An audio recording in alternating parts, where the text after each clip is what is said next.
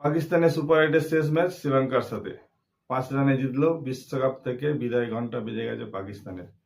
পাকিস্তানকে বিশ্বকাপের সেমিফাইনালে কোয়ালিফাইং করতে গেলে শ্রীলঙ্কাকে 147 রানের মধ্যে অল আউট করে দিতে হতো, যেটা পাকিস্তানের পক্ষে সম্ভব নয়।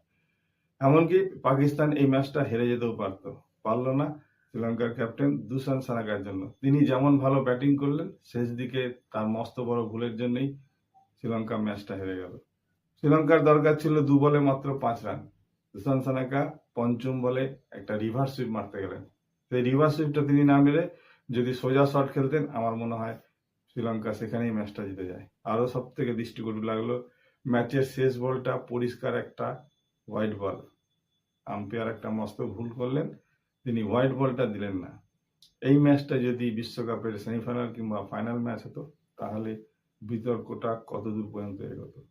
আমরা অনেক ক্ষেত্রে দেখেছি আইপিএল এর কোনো ম্যাচে রেফারি হোয়াইট বলের সিদ্ধান্ত কিংবা নো বলের সিদ্ধান্তে রিভিউ নেওয়া হয়, কিন্তু এই বিশ্বকাপে নো বলে রিভিউ নেওয়া যাবে, হোয়াইট বলে রিভিউ নেওয়া যাবে না।